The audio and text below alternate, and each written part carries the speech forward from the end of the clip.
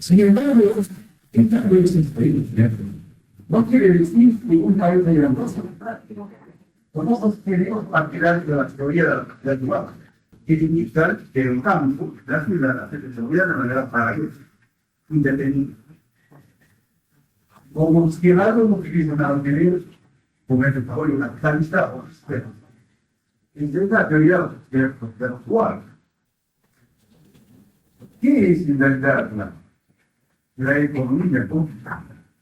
Es una unidad que no son dos aspectos independientes, o que esporádicamente se interpretan entre sí, y no conforman una unidad dialéctica.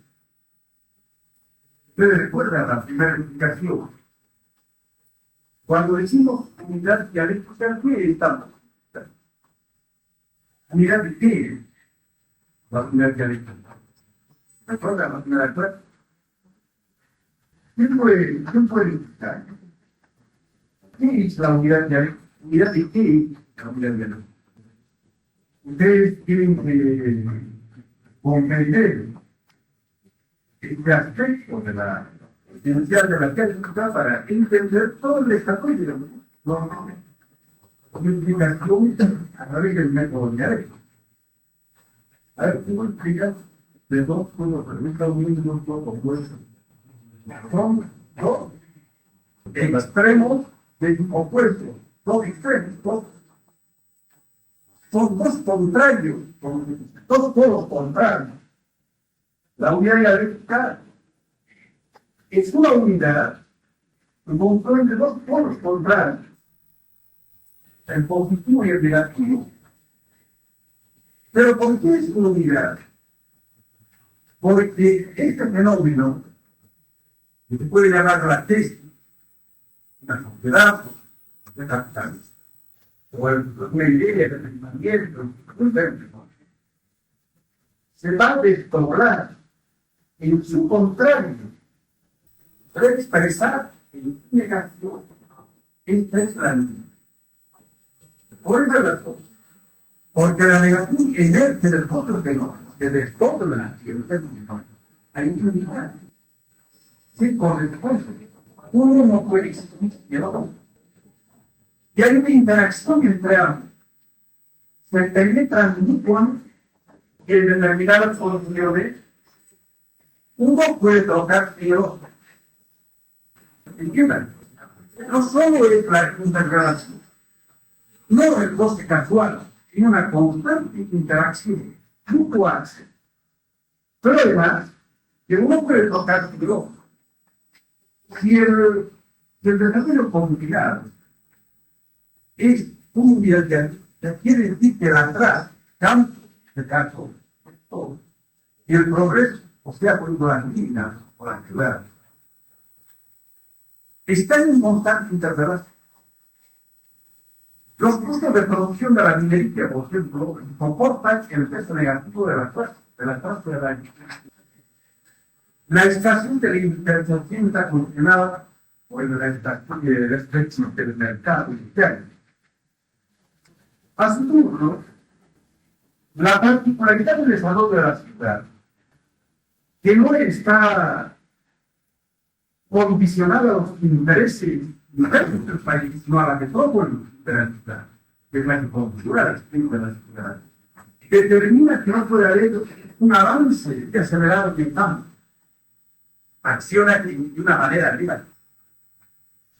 Existiendo esta permanente interacción entre atraso y progreso, Bolivia es un país de baja productividad por su una hectárea de algodón. En Bolivia da un inferior a la hectárea que se da por un poco de más. En la India o en Estados Unidos.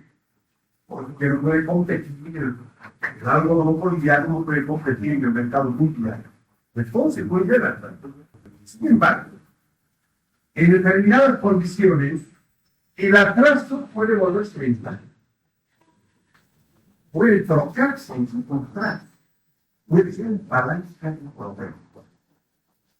Ahora, ustedes entendiendo, Es la causa por la cual un país atrasado puede, en ciertas circunstancias excepcionales, alcanzar a un país altamente desarrollado, sobrepasar. En la parte anterior decíamos por eso Inglaterra pudo sobrepasar a Estados Unidos, como mejor Estados Unidos pudo sobrepasar a Inglaterra, habiendo sido colonia de Inglaterra. ¿No? Ahora mismo no solo políticas, no económicas. Por ejemplo, hubiese posibilidad de una transformación cuando el capitalismo está en ascenso, podría el atraso convertirse en riqueza.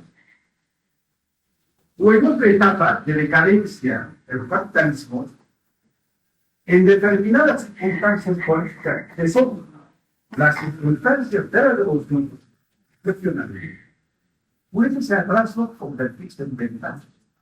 ¿Y qué más?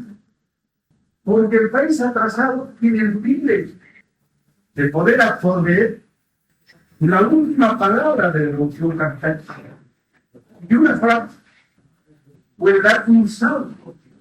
No va a saltar una etapa histórica, sino que va a saltar periodos intermedios en la etapa histórica. Decíamos, por ejemplo, cuando Bolivia comienza a bancar automóviles, no va a hacer la experiencia de Ford. El automóvil va a tener la última palabra.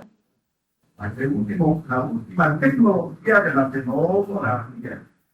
De esa manera, este país va a tener una ventaja en su desarrollo con referencia a otros países que han tenido que experimentar toda la historia como tenemos, por ejemplo, a un más notable. En este país en que la clase obrera es bastante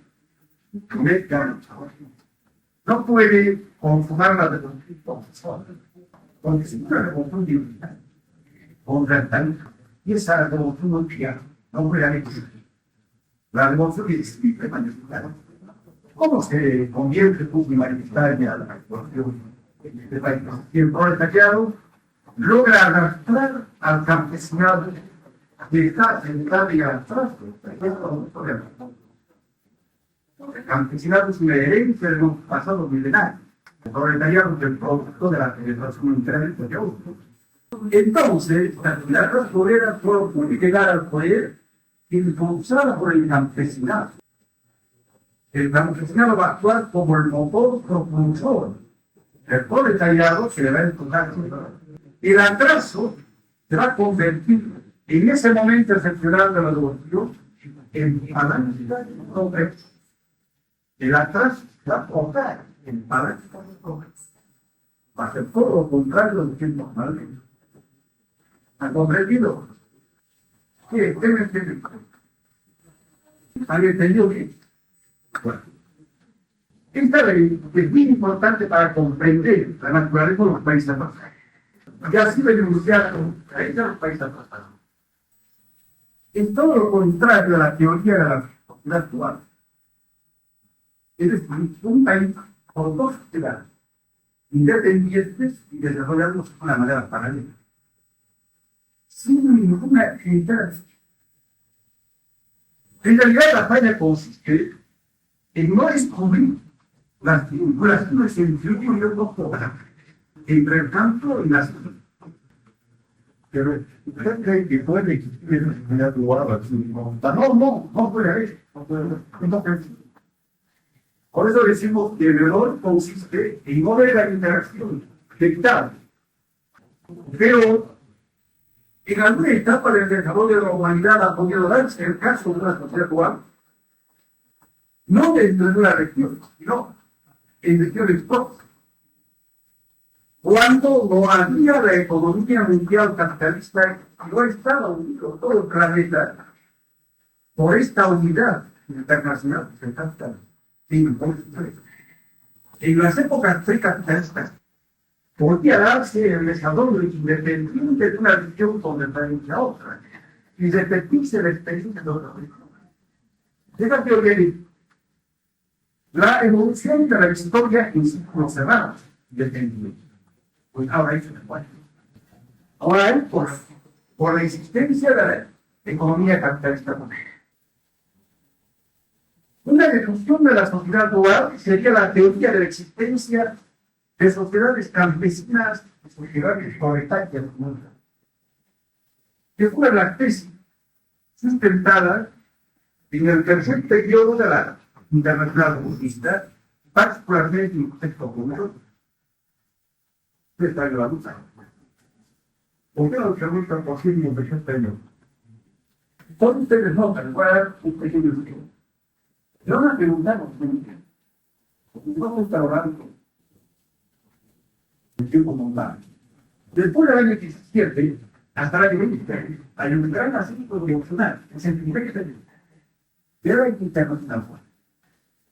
1917 al 23 se caracteriza por una serie de revoluciones de fracaso. La última es la alemana, la de octubre, la de 23 de la. Esto tiene una relativa estabilización del capitalismo de los tiempos, pero la revolución se estabiliza el capitalismo de la región. Es el segundo periodo, de relativa estabilización, que comienza el año 24 y se va a prolongar hasta el año 21. El estalinismo indica que el año 28 que va a tener lugar en un congreso internacional. El año 28 ha acabado la estabilización y comienza un periodo de radicalización mínima. Y por tanto puede tomar el poder en cualquier momento. El estalinismo, una opción contrarrevolucionaria, va a una cosa. Es un periodo de radicalización del año 1928 al año 1941. Vamos a referirnos una y otra vez este periodo, es muy interesante, por las seis circunstancias.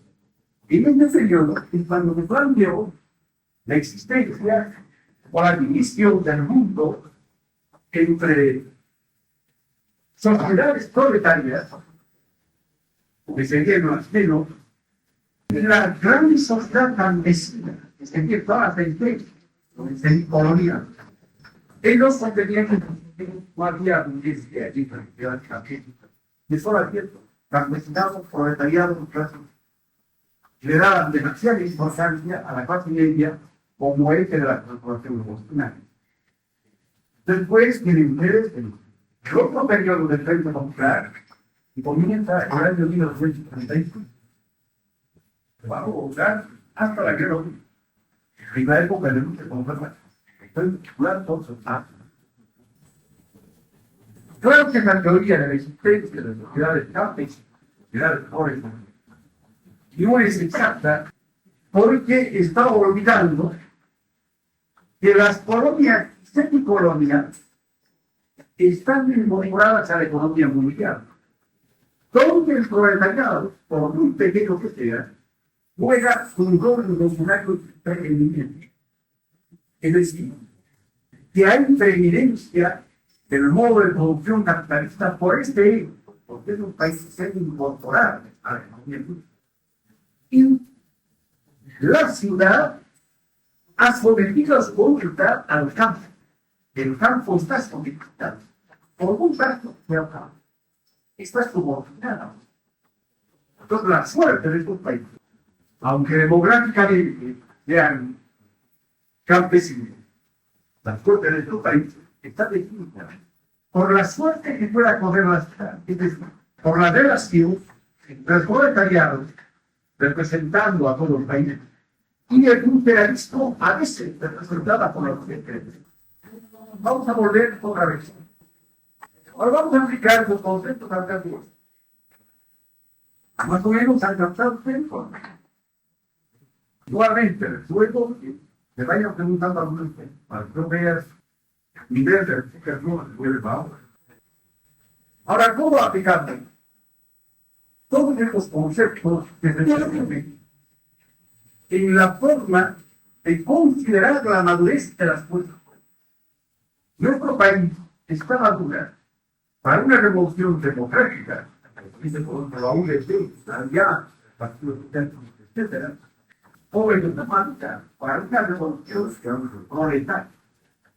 aplicando concretamente a la comunidad actual. Ahora ustedes le pongan argumentos en pro o en contra. ¿Por qué ustedes? Bolivia, país con mayoría campesina, con una economía confinada y un capitalismo de esta economía confinada, ha madurado para una revolución democrática o una revolución proletaria, que es fuerte cultura democrática. Porque esa es la estructura de la sociedad. El concepto que ustedes tengan, que va a ser un concepto político, debe corresponder a esta caracterización de los cuerpos políticos, maduras o inmaduras. La revolución es posible solo cuando las fuerzas políticas maduran para esta revolución. No puede darse nosotros. Yo creo que no se puede llevar bajo una potencia democrática, pero sin embargo tendría que alargarse ese proceso de evolución que todavía dejamos de democrática hasta que llegara a una madurez global. Cuenta con la abolición de formalidad. ¿Verdad? ¿Es correcto o no? ¿Está Bolivia aislada del mundo? ¿Aplica la ley del capitalismo? La ley del capitalismo no aplica arbitrariamente una ley como la ley de libertad. Hombre, eso es el no.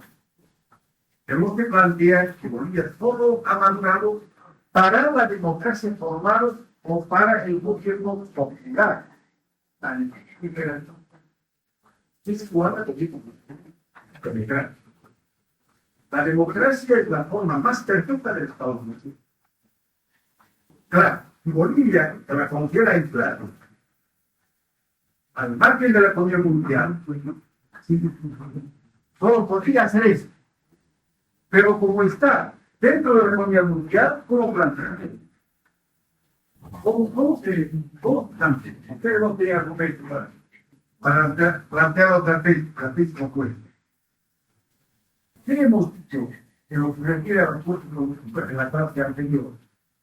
¿Cómo madura? ¿Desde dentro o poca?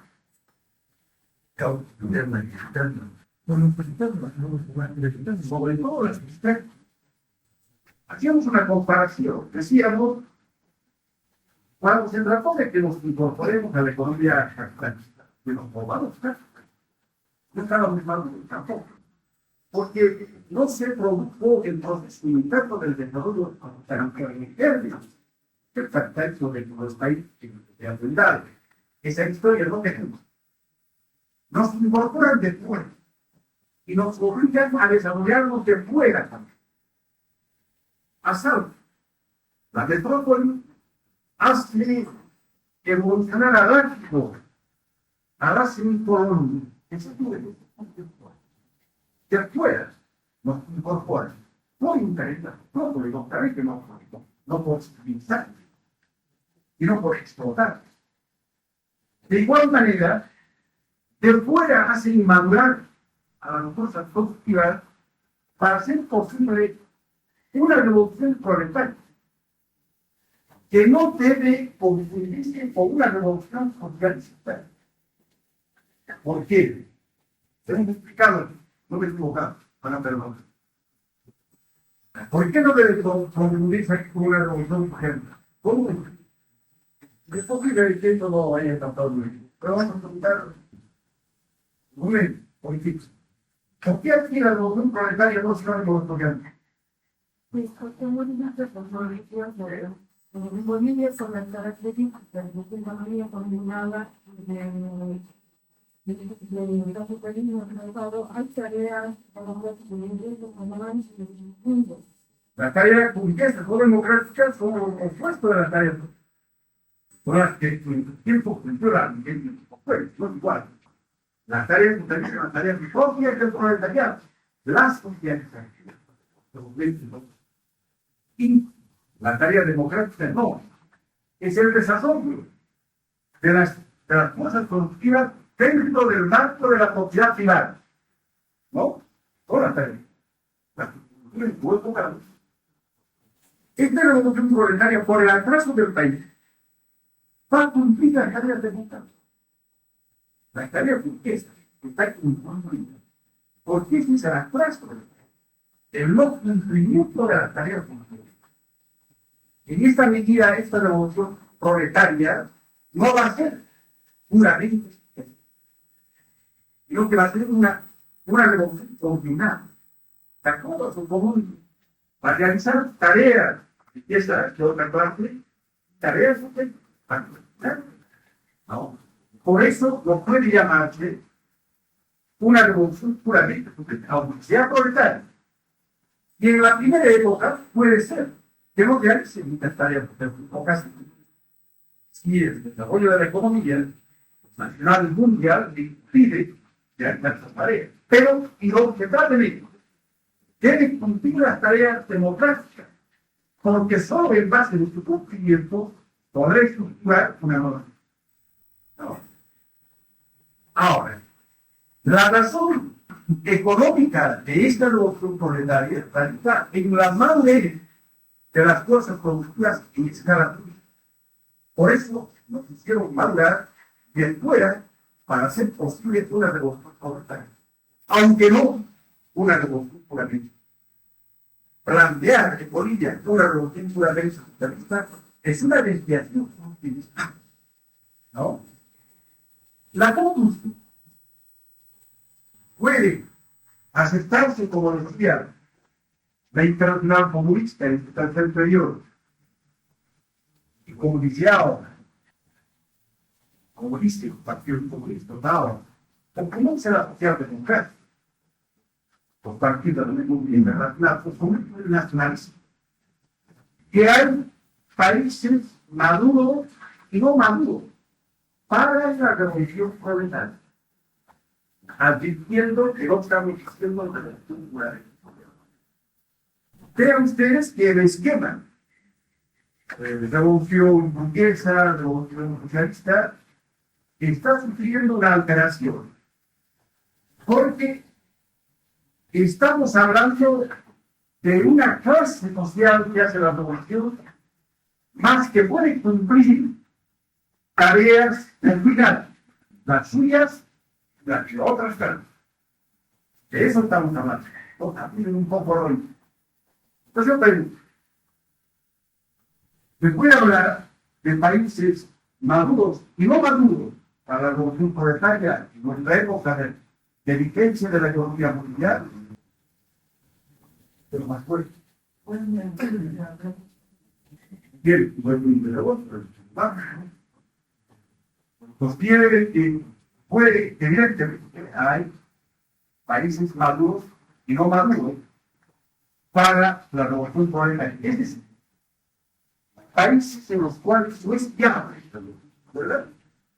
Y solamente puede haber una revolución democrática, o sea, bien. Y en otros países puede haber una revolución proletaria. Más o menos era planteado como se da en los para discutir formas. ¿Y qué le da cuenta? Nosotros comentamos de que las fuerzas externas son las únicas formas que hacen de que se busque una madurez de los fuerzas productivas. A las fuerzas externas son los únicos, como el único aliciente de madurez. Pero en nuestro caso, ¿dónde llega esa madurez? ¿A qué sectores va? ¿Va al campesino o simplemente va a un sector minoritario como es el por eso no tu fundamento. Bien. Tu planteamiento no es muy correcto. Tienes que decir que las fuerzas productivas hay que considerarlas como dimensión internacional, mundial. Porque te impone eso la ley de la economía capitalista mundial. Una ley que ha convertido todos los fenómenos por todos estos ámbitos en antes no antes, ahora sí, por la vigencia de la economía. Esta ley de la economía mundial, que no viene como forma de capital, que vamos a ver seguidamente, ¿no? Como capital financiero al país, entonces, central en este país, en la economía continuada, quiere decir que el capitalismo actúa en un pequeño sector, junto al capitalismo que actúa en el sector mayor. Esa es la economía. antecedentes, no se va a dar cuenta. Ahora hemos visto la relación con el sector, la importancia que tiene, ¿no? Dentro de esta economía combinada, ¿qué es productivo? De la forma como ha invadido el capitalismo al país, las fuerzas productivas tienen que ser consideradas como dimensiones sociales, porque lamentablemente no estamos aislados. No. Bueno. Ahora, hay esa tesis de la compañera de ustedes, de que aún hay países maduros y no maduros para la revolución proletaria que responden. ¿Quién responde? También por letras. ¿A qué ustedes se ponen parte? ¿Cómo considerar las fuerzas productivas? Y las fuerzas productivas como la base material de una posible transformación revolucionaria. En a eso debe corresponder la transformación revolucionaria. No debe corresponder a las ideas, sino es el desarrollo objetivo de la base material. Se responde. ¿Están de acuerdo? El mundo está dividido entre países maduros y no maduros para nuestro poder.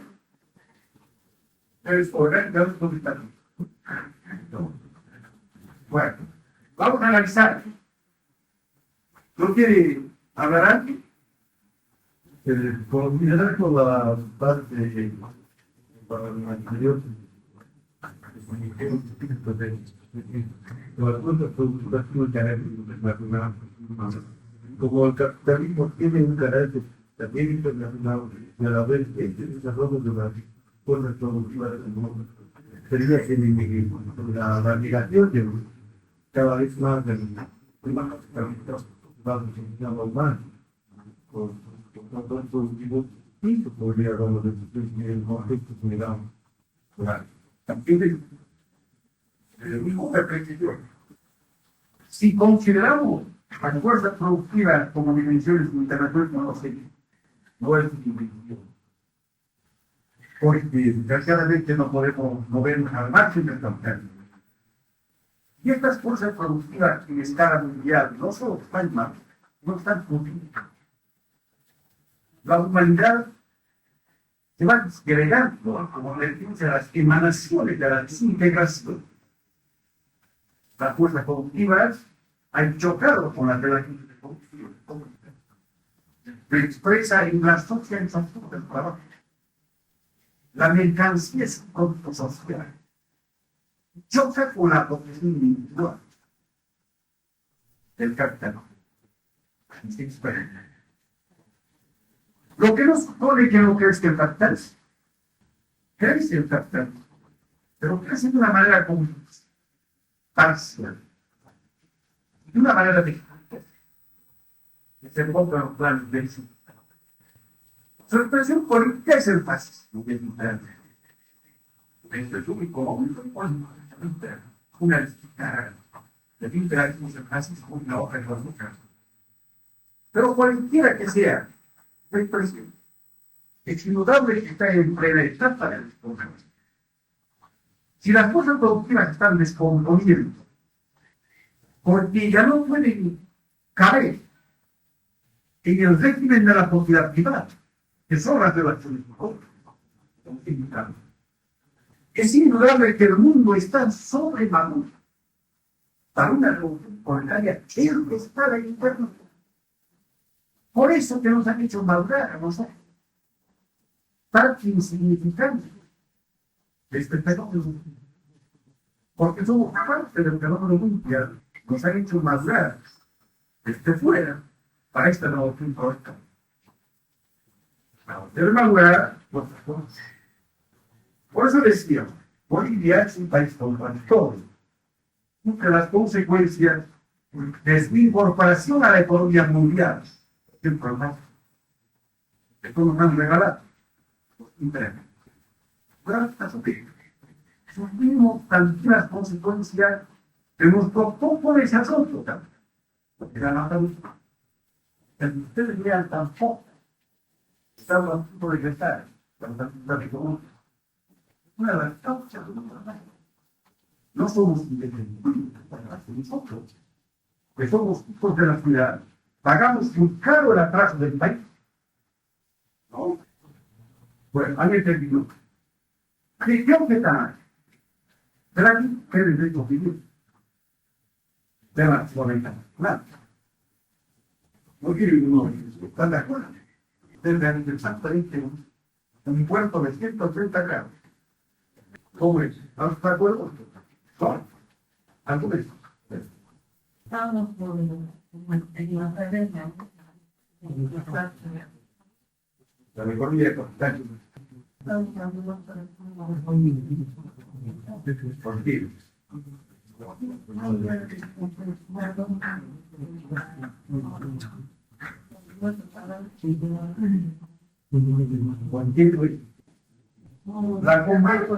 La convulsión clandestina, ¿dónde la llevan? Yo por ejemplo, te doy un ejemplo. El ejemplo de después del 1 de noviembre o el 1 de noviembre estalla una gran huelga general en video, una minoría. No sé, en 200 también. Hacen una huelga general de refugio al voto. Y se suman más o menos una segunda de habitantes a ese movimiento. Forman un poco.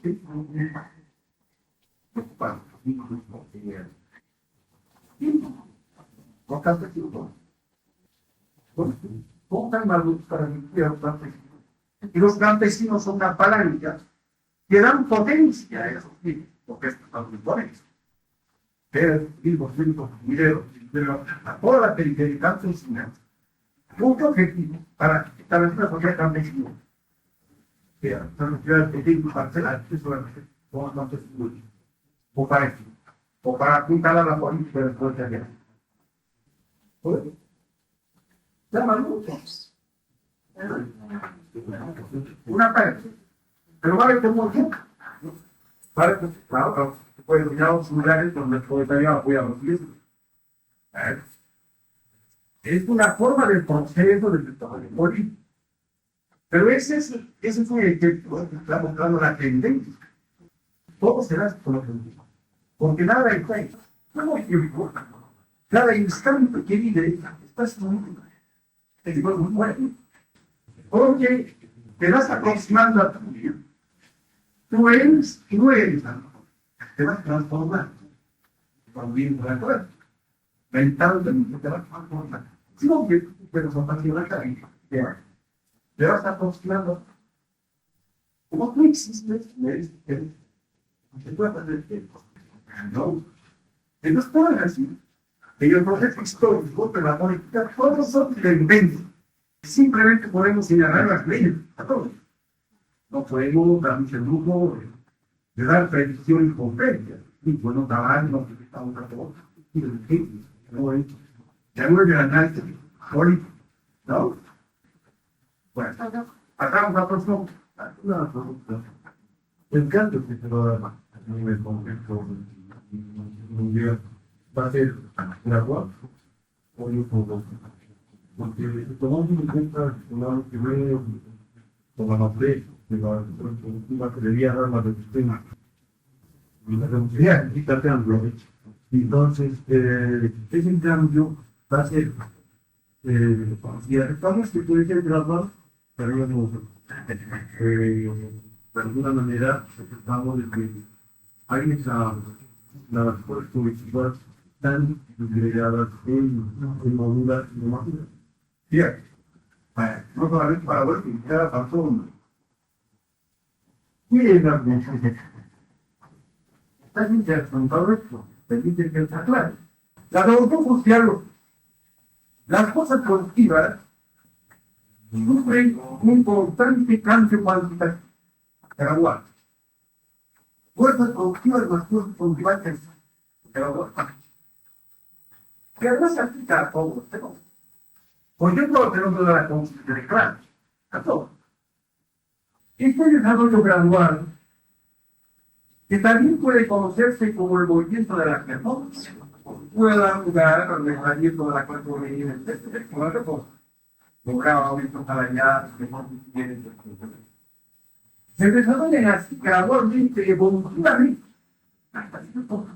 se acumulan hasta cierto nivel que está determinado para cada fenómeno, de acuerdo a las propias leyes del fenómeno. Existe el avance cuantitativo gradual, evolutivo, de las reformas, y se acumula. Cuando llega a este nivel, se produce el salto cualitativo. En las sociedades se llama revolución. Quiere decir que la sociedad capitalista es única en la sociedad social. ¿No? Es un salto. Algo peor. Y una vez. Lo que ocurre cuando tú aplicas fuego al agua y cuando llega a 90 y tantos grados de la paz, el líquido se convierte en vapor o en la cristalización. Cuando el germen humano, digamos por el este, se convierte en pan. La revolución es un pan. Y yo ya no gradual, sin salto fuerte, la cantidad se transforma en calidad. Esa es la revolución. Ahora las emergencias de la revolución. Una revolución más social, si permite el desarrollo de las cosas todas. Ahora es un desarrollo así. No, es una desarrollo. Porque la revolución social va a crear nuevas relaciones de mundo. Es una fe. Estas relaciones de producción van a impulsar el desarrollo de las cosas productivas, que va a ser un desarrollo gradual, preparando las nuevas cosas. ¿Comprende? Observamos. Vamos a negar la vieja relación de producción para desplazar la económica. En tales condiciones que permitan una fiscalidad, esas condiciones son el desarrollo de las cosas. Y la superestructura biológica que va a estar basada en este cambio de la estructura va a ser también un desarrollo natural. Todo lo que es violento una vez con todas es la revolución social, pero en un punto crucial por aquí. Porque el resto de la revolución social es el último. Lo único que no es gradual es algo contenido.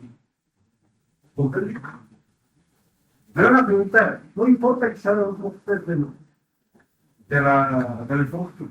Me preguntan, al margen de la revolución para que yo vaya llenando alguna rama. Pero solo dos. Y nosotros vivimos en una sociedad completamente móvil. Consideramos que el desarrollo del sector productivo es gradual, ¿no? ¿Qué medios tenemos que continuar? Es decir, ¿qué medios políticos podemos ir? Pero fíjate, el desarrollo de la fuerza productiva, ¿hasta dónde ha sido gradual? ¿Hasta dónde es gradual la fuerza productiva? Van paralelamente con las relaciones de los. Cuando esta relación son fuertes. Porque la propiedad privada no es una maldición.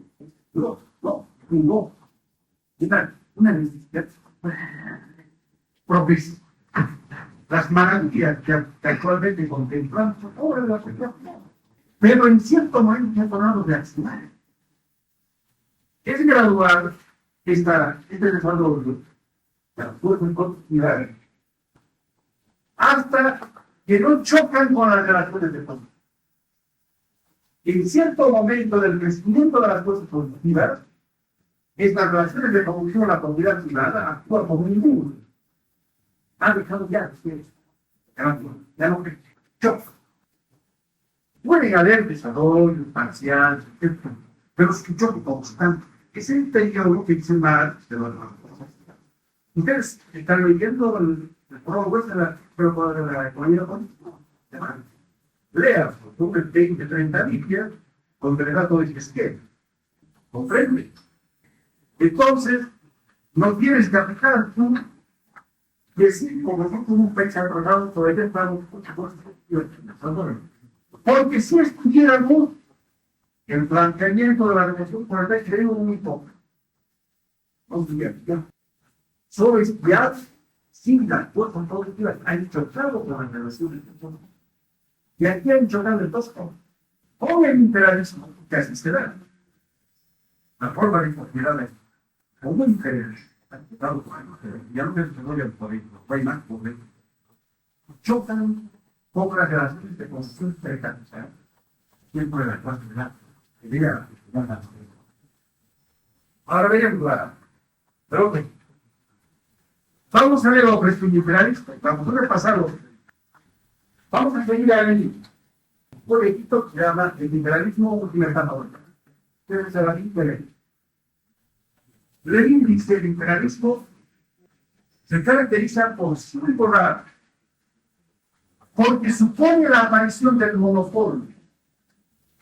¿Qué es el monopolio? Es el producto de la concentración, de la producción y del capital.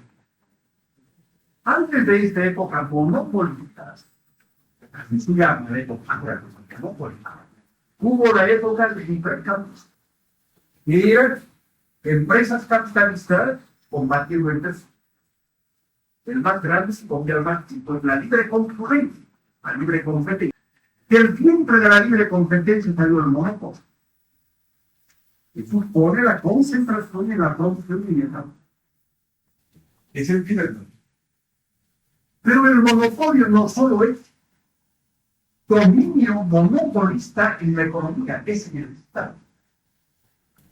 El monopolio domina la economía y la política de las metrópolis, porque el COCAR, llamado de los derechos humanos, es un portador o una criatura que vive fuerte, un gran trato monopolista. No domina Estados Unidos, domina gran parte del mundo. Porque este demócrata es un portador de esta política monopolista. Y el Estado norteamericano es un instrumento de los monopolios. Veremos, claramente, cómo los monopolios inevitablemente tienen que dominar el Estado del país asaltado. Brasil y Cuba. Bueno, este es un rasgo del interés. El segundo, la aparición del capital financiero, que sirve de base a la burguesía financiera o a la oligarquía. Capital financiero también es la copia del capital bancario o el capital industrial. En la época de la libre competencia, estos dos capitales no estaban relacionados, sino que actuaban de manera separada para operar. ¿Cómo se llama el capital financiero? Que inevitablemente lleva dominación económica y dominación política. Vaga, bella aclaración, etc. En verdad, en la época del capital financiero y del monopolio, ya no domina la exportación de mercancías como la primera época, sino la exportación predominante de capital financiero. Ahora sí, correcto también, pero no es lo que domina. Aquí lo predominante es la exportación de capital. ¿Qué implica esto? La exportación de capital es una forma de realizar la capital. Organiza ahí la sería la plusvalía de la explotación de los obreros del conjunto. Aunque se integra el capital de la mejor. La exportación de capital financiero quiere decir explotación de los obreros de la porque tiene el capital en busca de fuerza de trabajo de salarios bajos. Porque eso le va a permitir una mayor cuota de ganar. Pues va a explotar a la clase obrera.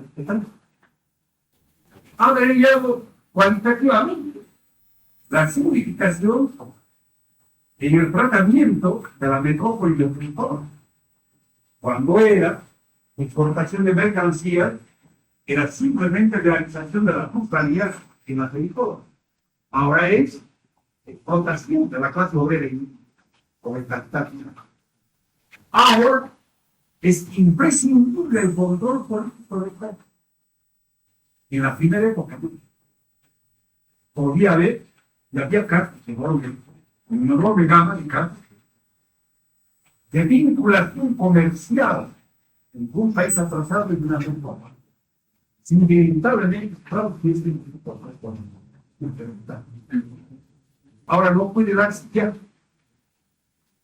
la penetración de capital financiero al margen del control político. También es la atención. Y de aquí podemos deducir algo muy importante. Es acertada o falsa la teoría maoísta de que la URSS es una sociedad liberal. La URSS es muy fuerte, económica, en el país. Puede tener la medida política, ya va construyendo algunas cosas. Y también liberal es Yo creo que es muy frecuente.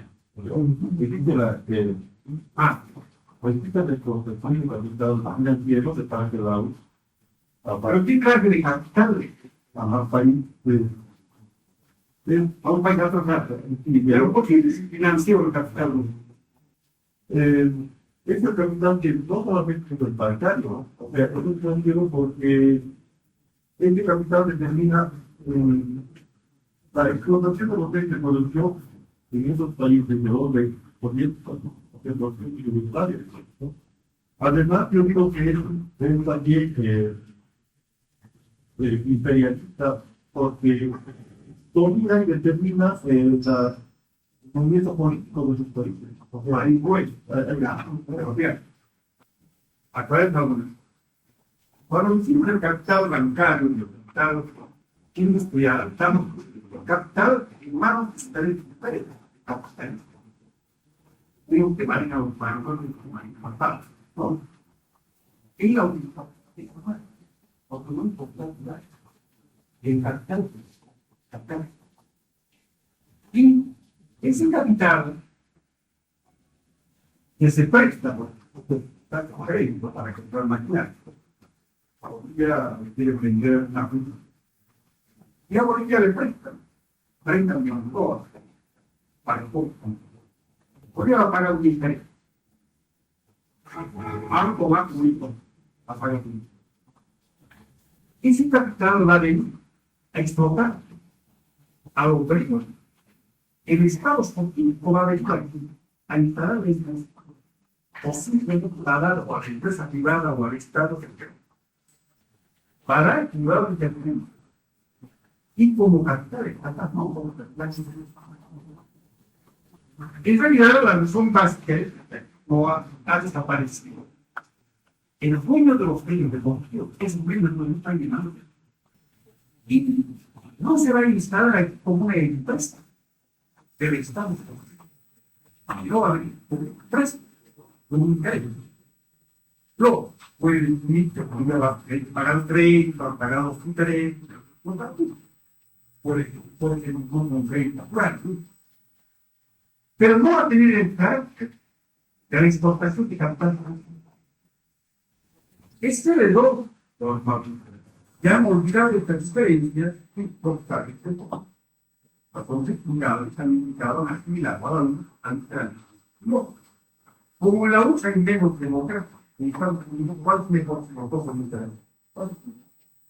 Entonces tú puedes buscar defenderlo, ¿no? Por eso, en la comprensión de la naturaleza de los capitales se exportan. Otra cosa es significa que algunos países de Europa han sido asimilados a la economía social, incorporados al proceso de la economía global o de economía global, pero ha sido incorporada a la economía. Llamaba el clásico. La URSS sacó esa teoría reaccionaria de los países más puros. No hubo más necesidad. Hubo necesidad del apoyo de los países que lo rodeaban. Y se incorporó violentamente cuando la violencia incorporó, ¿no? Pero como no nos autoriza de volver entonces, mañana, monopolio en el capital bancario, grandes monopolios bancarios, a los lugares, a los bancos, entonces funciona el capital bancario y el capital industrial, y es que se llama capital financiero. Porque en la época del liberalismo, la política imperativa consiste en la exportación de capital financiero y la exportación de capital financiero. Exportación de capital financiero es otra de las características. La tendencia de la exportación de capitales sobre la exportación de mercados. En la época anterior, el capitalismo actúa exportando mercados. Ahora también hay exportación de mercados. Pero lo fundamental, lo preeminente, es la exportación de capitales, los empréstitos estatales, los empréstitos privados, las inversiones fiscales. Que trae maquinaria, técnico, etc. Yo creo un pico ya, con la realidad que se menciona, yo una parte del mundo. Los grandes monopolios se estructuran como trajes, que ahora se llaman transnacionales, enormes columnas empresariales que concluyen repartiéndose geográficamente el mundo. Y es la causa de las guerras internas. Ustedes saben que en la época librecambista, ¿se dan cuenta por qué se llama librecambista? Es la característica de la economía liberal. La libre competencia entre empresarios. Se llama librecambista. Librecambio, libre empresa. En la época librecambista, la producción, la economía, el capitalismo es caótica. Caótica por esa descomunal competencia entre empresarios. En lugar del mercado, el empresario busca producir a mejores costos para vivir competidor, producir mejor. Las innovaciones tecnológicas no puede ser planificada. No por falta de deseo, Estado capitalista o los comercios, queda por el humor, está producido, sino porque está por el medio el interés de ganancia del capitalista particular, siempre en contradicción o los intereses del capitalismo integral. Por esa razón, porque está presente el empresario, no es posible poner orden en esta producción capitalista que es caótica y socialista. Aunque en realidad existe un orden interno, que es la producción de la mercancía. Le va a dar sin duda orden, pero esencialmente va a ser caótica, todo lo opuesto a la economía planificada. Si el monopolio significa la absorción de la propiedad del capital en pocas manos o en una mano, quiere decir que este caos superada de una manera fácil. Engels indica en el artículo de que sería posible conseguir la concentración de los medios de producción en manos del Estado, que sería el capitalista integral.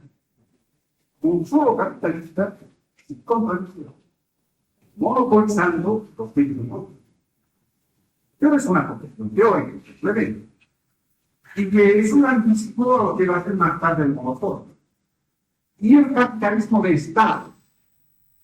Por ejemplo, en Bolivia, gran parte de la producción minera, como ustedes saben, importa el 70% de nuestra economía, está en manos del Estado.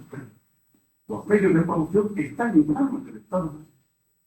¿Sería posible que este Estado fuera capaz de hiciese orden en este campo de la producción porque eliminado los intereses particulares de muchos empresarios sobre los intereses de los Estados Unidos? Esta es una muestra de capitalismo de Estado. Bueno, con estas premisas se plantea el problema de si el imperialismo, que es monopolio, suprime el caos de la producción capital, las contradicciones internas de la producción capital. Ustedes podrían planteada con realidad o no. La producción mercantil es caótica por la lucha de intereses empresariales. ¿Entendido, verdad? El imperialismo es monopolio, es decir, que un capitalista grande se ha tragado a los pequeños. Por tanto, ha desaparecido esta contracción caótica, no el caos, el determinado. Ahora, estos, el imperialismo, el monopolio, prima, esta contracción interna del capitalismo que origina el caos, será posible que dentro del imperialismo se planifique la economía. ¿En el sentido?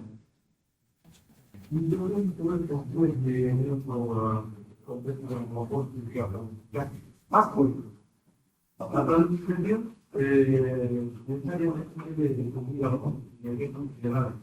en la asignación y realmente nosotros tenemos en cuenta como los monopolios se va a mantener, se va a producir monopolios la vivienda, solamente el de los estados. Por eso vamos a plantear una planificación dentro del sistema de gestión. No, en realidad no es la razón, porque si ha desaparecido la contradicción entre el empresario para comprar varios empresarios, ahora hay un solo empresario. Bueno, por ejemplo, es indudable que se ha superado los obstáculos para la planificación, que es lo que es un interés de los. Tú, por ejemplo, no puedes planificar la industria de fabrica. Porque este criterio de ganancia de los intereses empresarios se opone a esta planificación. Y a lo mejor para planificar había que incluir los precios de los o cerrar determinadas fábricas, como no interesa, o no hay mercado, ¿no? Y llevar los capitales a otro sector. Una planificación. El esquema, plan, y la economía de la acumularse al plan. Bueno, Yo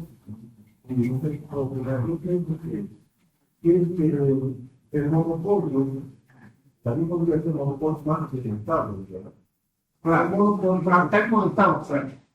El monopolio es más concentrado. claro, Si tiene el monopolio intentado, no puede existir la administración. ¿Por qué no tenemos que nunca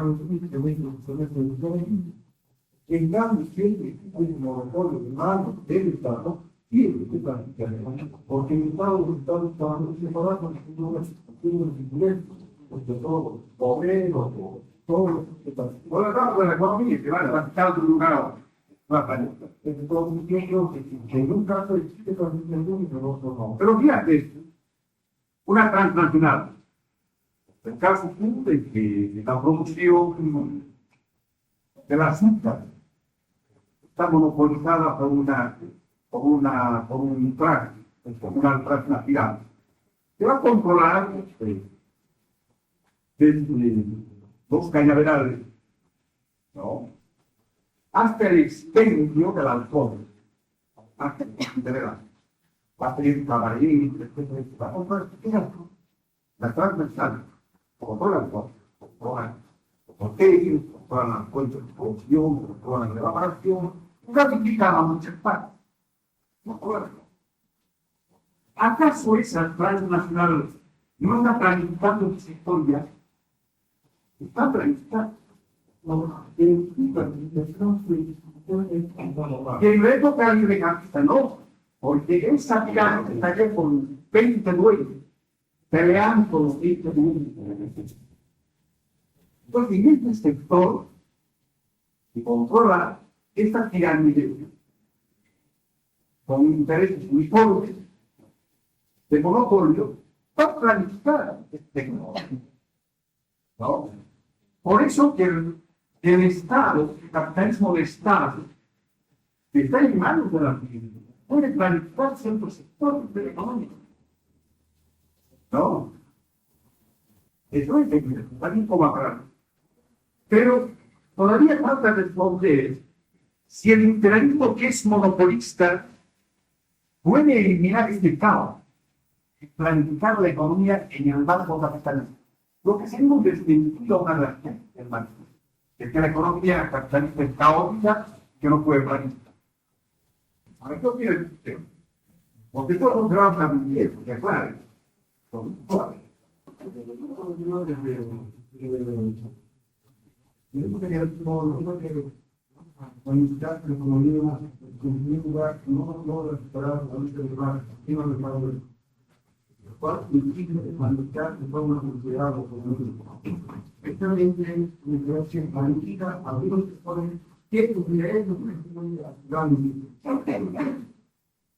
No es la clase la que la planificación, es la propia experiencia de la función capitalista.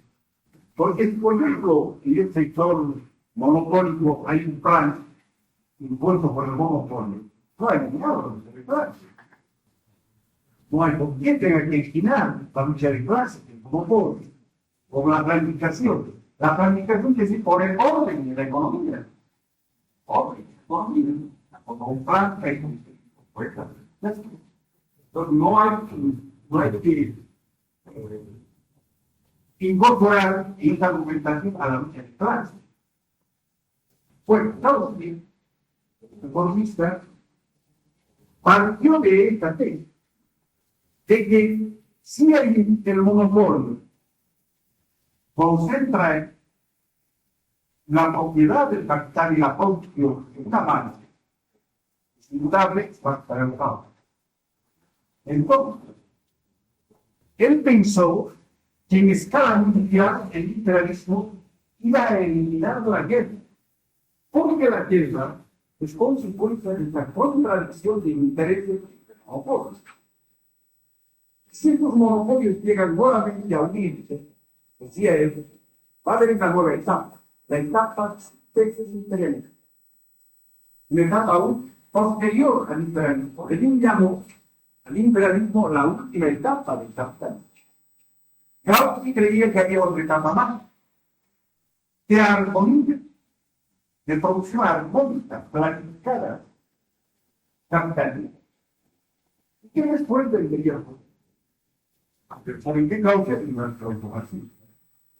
Porque bolchevismo, en gran medida, han aprendido, ¿no? Han estudiado marxismo en todo. Pero él, cuando trata estas emergencias con la aparición del monopolio, llega a esta teoría antimarxista de la aparición de una etapa superimperialista, que sería de armonía y planificación de la economía. ¿No? Ustedes no están oyendo. Imperialismo de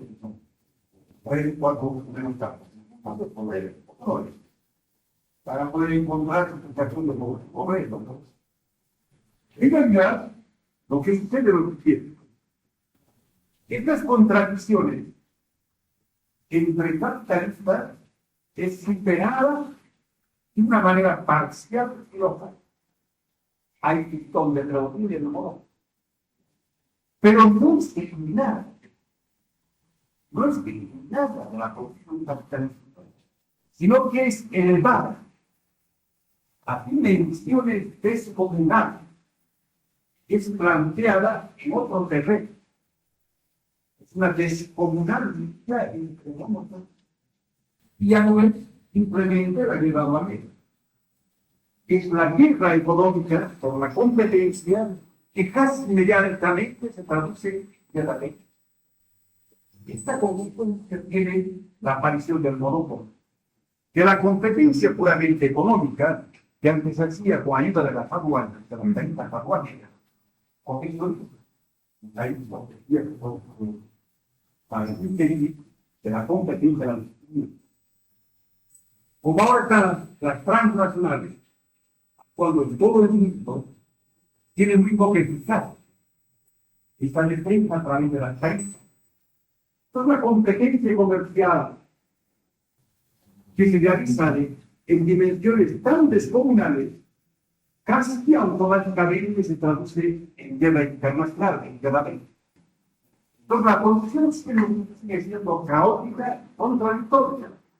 Lo único que ahora esa contradicción se presenta en dimensiones desproporcionadas, ha sido desplazada de un sector hacer no solamente contradicciones entre países, sino contradicciones entre grandes monopolios, entre las transnacionales. ¿Qué puede decir?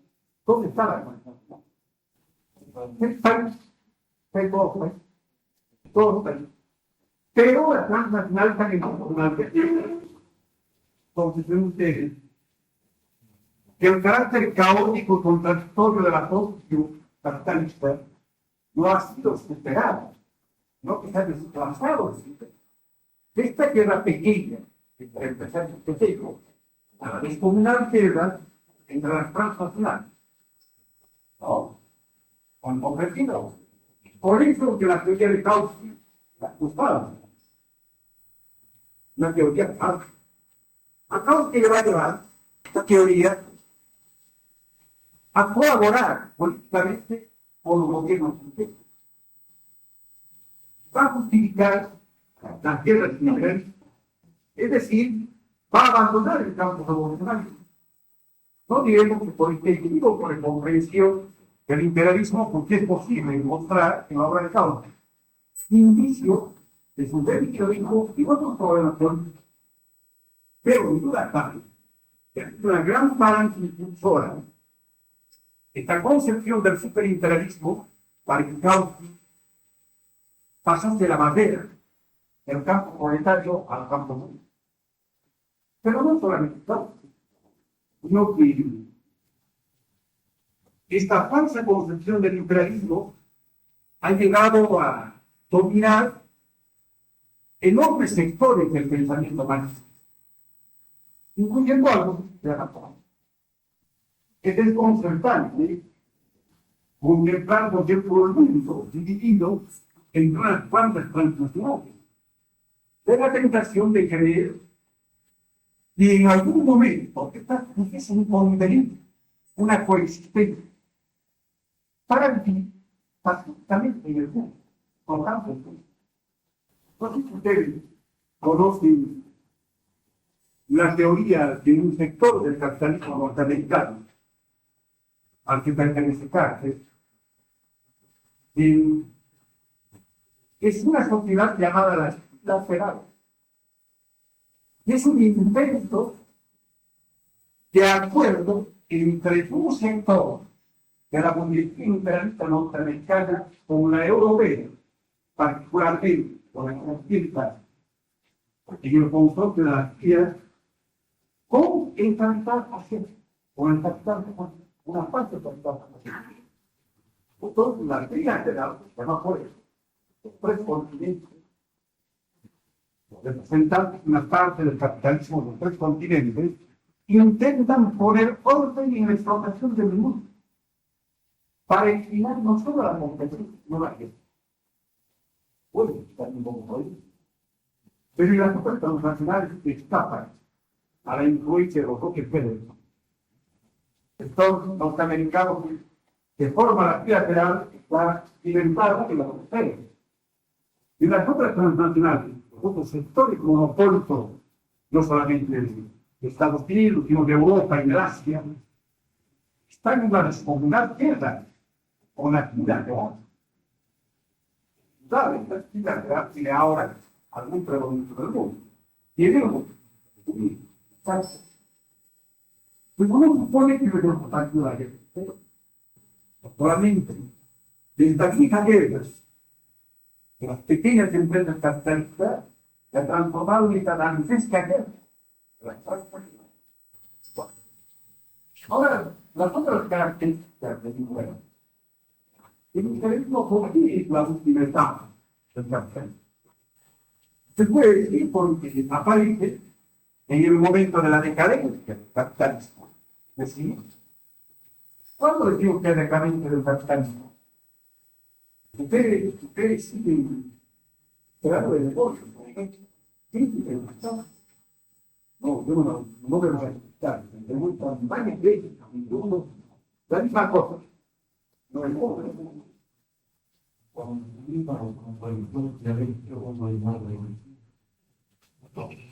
Está contrario de siempre. Incluso, lo mismo puede dar un equilibrio precario. No lo podemos controlar todo. Porque tú sabes que la esencia de la unidad, los contrarios, radical en que los contrarios están incluso en su presencia. Quieren ser más claros. ¿Cuándo comienza la decadencia del capitalismo? ¿Cuándo? ¿Cuándo es? Porque se inicia la decadencia del capitalismo. ¿Cuándo es la decadencia del capitalismo? Ya no se desarrolla más económicamente la Cuando se produce el choque entre fuerzas productivas y propiedad privada. De los medios de producción, o sea, las relaciones de producción. Entonces comienza la decadencia del capitalismo. Es un choque. Esto se puede medir científicamente, con precisión matemática. ¿Hasta cuándo hay la armonía entre la propiedad privada y las fuerzas productivas? ¿Hasta cuándo la propiedad privada burguesa ha expulsado el crecimiento integral de las fuerzas productivas? En esa época se llama AFEL. Tiene enormes pretensiones en el campo de la política. Los fenómenos políticos, por ejemplo, el problema de la corrupción, está subordinada a esas circunstancias. Y las fuerzas productivas que están como horizonte, objetivo. Cuando se rompe esta armonía, esta correspondencia entre propiedad privada y fuerzas productivas, comienza la decadencia del capitalismo.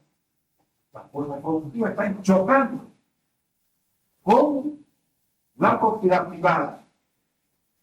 Ya fuera muy pequeño, como plástico, para contener estas fuerzas productivas que han crecido mucho y que están funcionando por romper la propiedad privada. No están quietas, no están descritas, están jugando, revelándose, buscando romper gran relación de control. Podría decir que esta etapa fue eso, porque aparece en plena decadencia del capitalismo. El capitalismo aparece en 1870 a 1914. ¿No? Fines del siglo XIX, comienzo del siglo XX. Pero además, ¿por qué se descomunal? La descomunal concentración de la producción y de la propiedad capitalista va a llevar a puntos culminantes la contradicción básica del régimen capitalista. ¿Cuál es la contradicción básica del régimen capitalista? Y para orientarnos se puede dar un esquema de cómo hay que considerar el capitalismo de manera concreta. En la época anterior del caos, tenemos al trabajador del artesano, el obrero, al artesano, al agricultor, quien vaya fuerza de trabajo. Y el de fuerza de trabajo, como ahora es voluntario. Pero la cuestión, ¿qué más? El trabajador de la construcción, ¿qué más? Fuerza de trabajo, todo ¿qué más?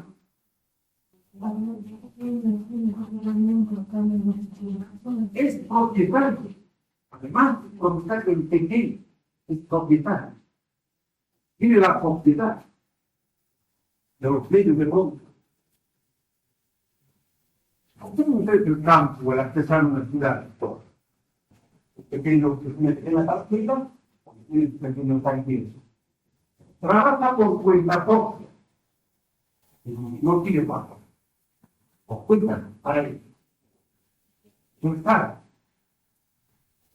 Él ha cortado el traje, ha cogido, ha hecho la acabado. Puede decir que el traje no se quita. Pero además, él realiza un trabajo individual. El agricultor ha comprado las tierras contra la actividad, ha aplicado y ya. Y yo he sembrado el paso. Y el dinero puede decir, en un saco de estarlo, yo lo he comprado la ropa, ocupaba el Estado y el colonial. No hay todo. Trabajo. Este tipo de condición. Ahora, ¿cuándo aparece? Cuando este trabajador se le toca. Gráfica muy interesante. Entonces, pero no guarda.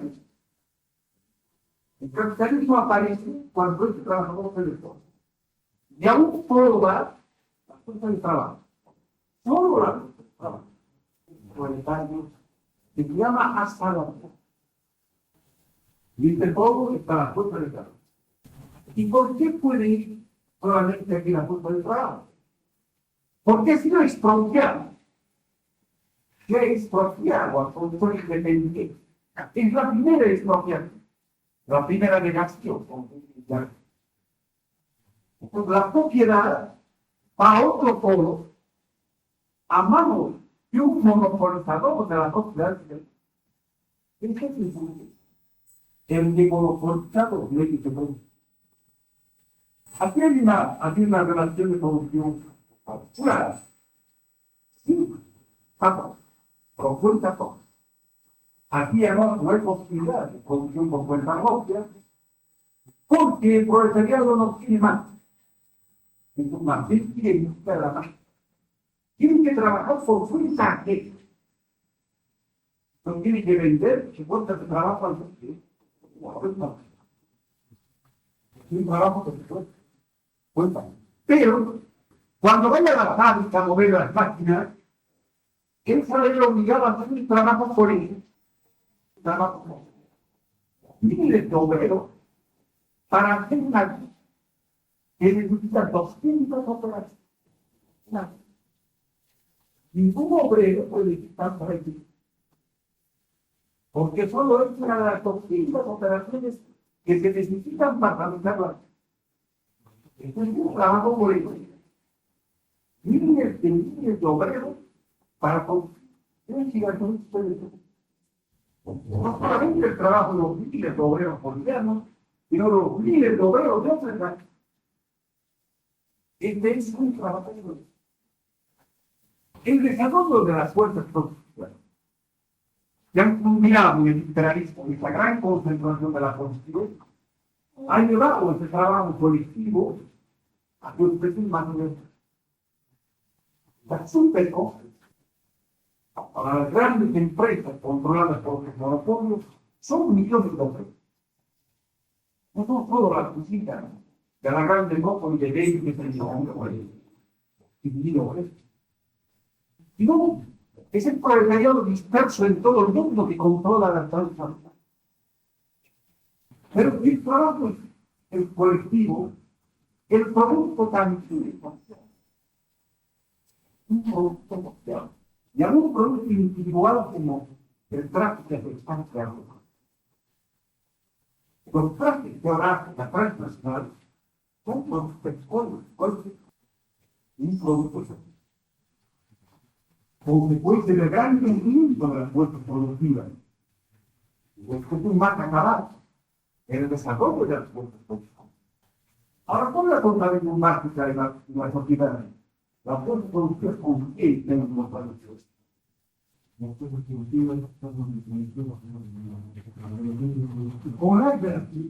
la sociedad. Y la contabilidad básica. Todo la contabilidad dialéctica. Estabilidad, bueno. Pero ahora, ¿cómo es la asociación? Desde trabajo colectivo y desde producto. ¿Cómo es la asociación? Está bien, porque los pobres colectivos son pertenecientes institucionales.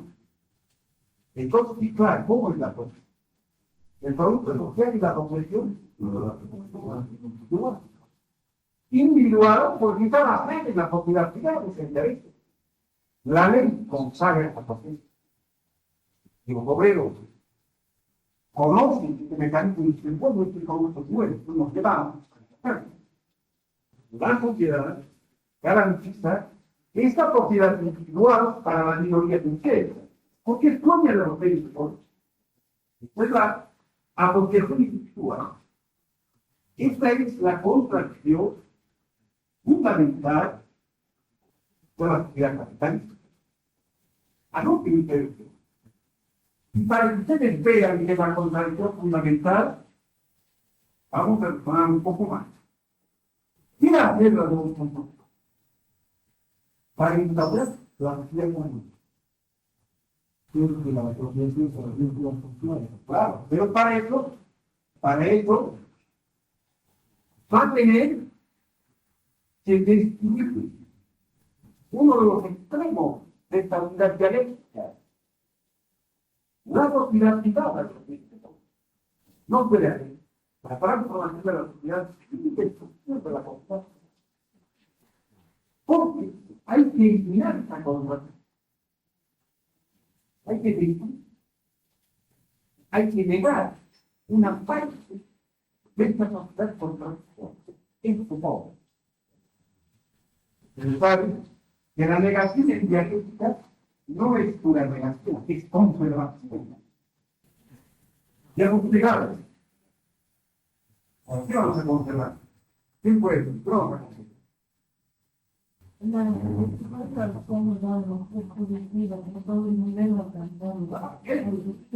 Esto vamos a conservar. Porque estas son las fuerzas políticas. Estas son las relaciones del mundo. ¿No? Vamos a negar las relaciones del mundo. Vamos a expropiar a los expropiadores. Después de ustedes, en el primer momento, ellos expropiaron al conductor individual. Ahora, a nuestro punto vamos a expropiar a ellos.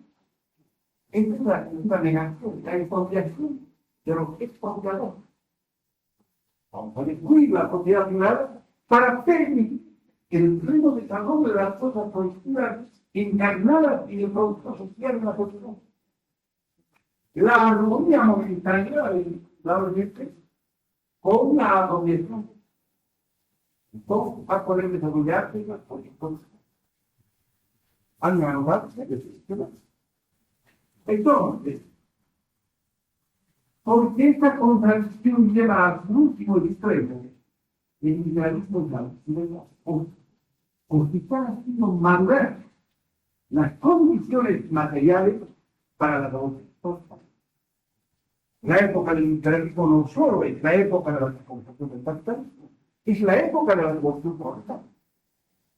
Estamos en el periodo de la revolución proletaria por esta causa de cosas. No porque Lenin escribió el político, sino porque maduró la maduró. Pero al futuro, por esto mismo, por esta aplicación de la contradicción entre fuerzas productivas y relaciones de producción, en esta despopular entre los monopolios de las transnacionales, es la época de la una época de guerra y de revolución. Ahora pues todo por voluntad. Inventar poner las cosas con la policía para eliminar la defensa. Es la base material de la sociedad la que prepara. Y la paz no es más que un desafío para preparar otra guerra más grande, más social. Hasta tanto se conquista algo. La razón de la transformación revolucionaria de la sociedad, una necesidad imperativa e histórica que nace del desarrollo de la sociedad. Es base estructural, después conocido. Bueno, ¿quieren preguntar algo sobre este punto? Cuando se instaurara la asociación social, la asociación social, hay una armonía momentánea entre la asociación social y la asociación social. Cuando en ese momento se rompería la armonía, Al seguir habiendo la contradicción, pues, va a desarrollarse las fuerzas productivas hasta el extremo de pedir una producción ilimitada basada en la máquina. La máquina planteada por obra revolucionaria de la humanidad, la posibilidad de que el hombre pueda producir para uno, porque la máquina espera los Ahora, ¿cuándo va a producir? Se va a producir cuando se haga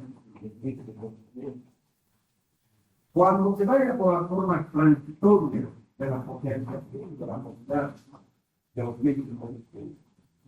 Entonces, este proceso, modificándose, esperándose y mejorando la forma de la relación. Porque esta sociedad, claro, todo va a ser posible. Y el hombre ya no está con paz. Y la corrupción es tan colocada que desde que se trata de partidos políticos se gusta ahora. Puede cambiar la preocupación del desarrollo del hombre a su propio desarrollo individual. Ustedes, en época, por primera vez tendrán la posibilidad de ser un individuo totalmente diferente, con todos los totalmente diferente, porque la sociedad les permitirá ese privilegio que pase para comunar con Dios máxima, basada en alma.